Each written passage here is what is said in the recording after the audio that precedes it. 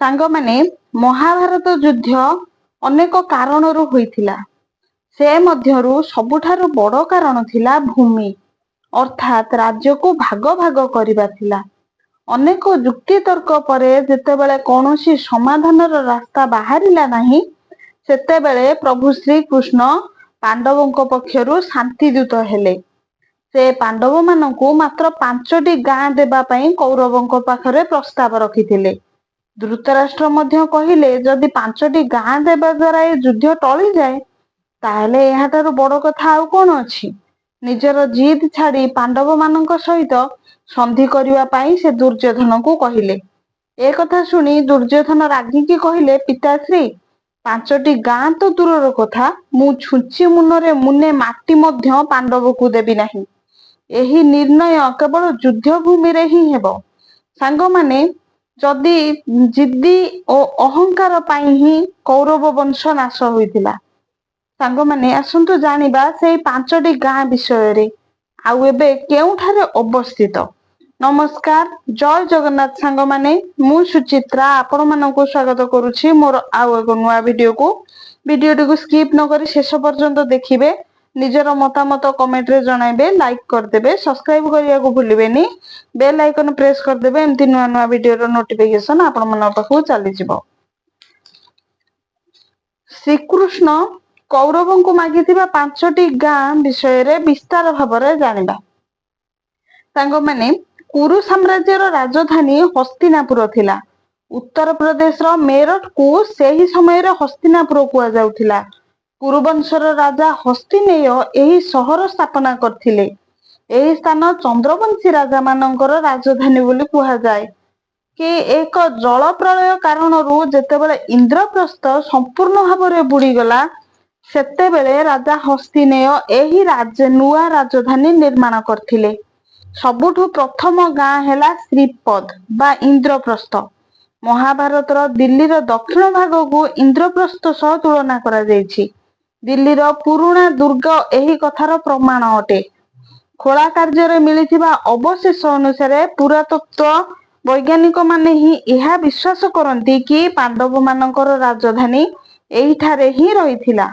ଏଠାରେ ଖୋଳା କାର୍ଯ୍ୟରେ ଏଭଳି ସବୁ ଅଂଶବିଶେଷ ମିଳିଛି ଯାହା ମହାଭାରତ ସହିତ ଜଡ଼ିତ ଅନ୍ୟ ସବୁ ସ୍ଥାନରେ ମଧ୍ୟ ରହିଛି।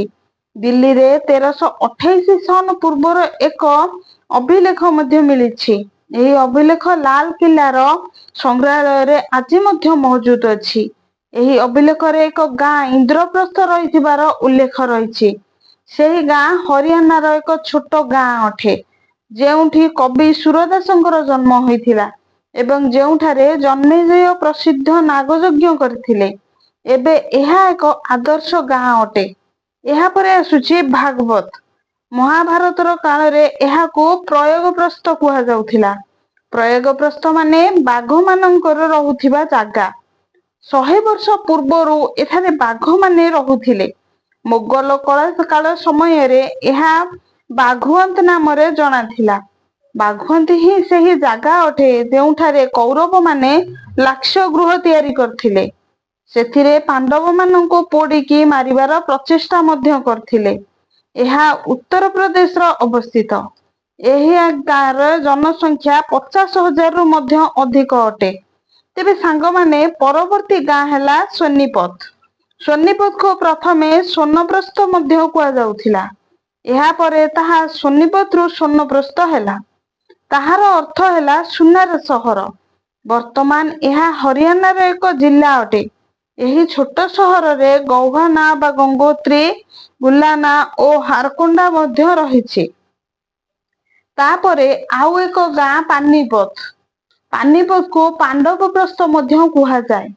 ଭାରତୀୟ ଇତିହାସରେ ଏହା ବହୁତ ହିଁ ମହତ୍ୱପୂର୍ଣ୍ଣ ଅଟେ। ଏଠାରେ 3 ଗୋଟି ବଡ଼ ବଡ଼ ଯୁଦ୍ଧ ଲଢ଼ା ଯାଇଥିଲା।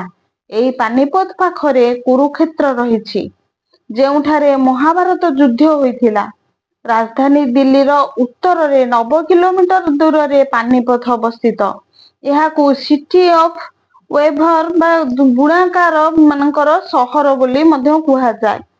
ପରବର୍ତ୍ତୀ ଗାଁଟି ହେଲା ତିଲପତ। ତିଲପତକୁ ପ୍ରଥମେ ତିଲିପ୍ରସ୍ଥ ବୋଲି କୁହାଯାଉଥିଲା। ଏହା ହରିୟାଣାର ଫରିଦାବାଦ ଜିଲ୍ଲାର ଏକ ଗାଁ ଅଟେ। ଏହା ଯମୁନା ନଦୀ କୂଳରେ ଅବସ୍ଥିତ। ଏହି ଗାଁର ଜନସଂଖ୍ୟା ମୋଟ 40,000ରୁ ଅଧିକ ହେବ। ତେବେ ସାଙ୍ଗମାନେ, ଏହା ଥିଲା ମହାଭାରତ କାଳର ସେହି 5 ଗାଁ ଯାହାକୁ ପ୍ରଭୁ ଶ୍ରୀକୃଷ୍ଣ ପାଣ୍ଡବ ମାନଙ୍କ ପାଇଁ କୌରବ ମାନଙ୍କୁ ମାଗିଥିଲେ। ଯଦି କୌରବମାନେ ଏହି 5ଟି ପଡା ବା ଗାଁକୁ ଦେଇ ଦେଇଥାନ୍ତେ, ତାହେଲେ ହୁଏତ ମହାଭାରତ ଯୁଦ୍ଧ ସେତେବେଳେ ଟଳି ଯାଇଥାନ୍ତା। ସବୁ ବିଧିର ବିଧାନ, ଯାହା ଯେତେବେଳେ ଘଟିବାର ଥିବ ତାହା ନିଶ୍ଚୟ ଘଟିବ। ଏମିତି ବିଭିନ୍ନ ପ୍ରକାରର ନୂଆ ନୂଆ ତଥ୍ୟ ଜାଣିବା ପାଇଁ ମୋ ଚ୍ୟାନେଲକୁ ସବସ୍କ୍ରାଇବ କରିନିଅନ୍ତୁ। ଛୋଟ ଲାଇକଟେ କରିଦିଅନ୍ତୁ। ସାଙ୍ଗମାନଙ୍କୁ ଅଧିକରୁ ଅଧିକ ଭିଡିଓକୁ ସେୟାର କରିଦିଅନ୍ତୁ। ଏହି ବିଷୟରେ ନିଜର ମୂଲ୍ୟବାନ ମତାମତ କମେଣ୍ଟ ବକ୍ସରେ ଜଣାନ୍ତୁ। ବେଲ ଆଇକନ ପ୍ରେସ କରିଦିଅନ୍ତୁ। ଏମିତି ନୂଆ ନୂଆ ଭିଡିଓର ନୋଟିଫିକେସନ ଆପଣମାନଙ୍କ ପାଖକୁ ଚାଲିଯିବ। ରହୁଛି, ପୁଣି ଦେଖାହବ ଆଉ ଏକ ନୂଆ ଭିଡିଓରେ। ନମସ୍କାର, ଜୟ ଜଗନ୍ନାଥ।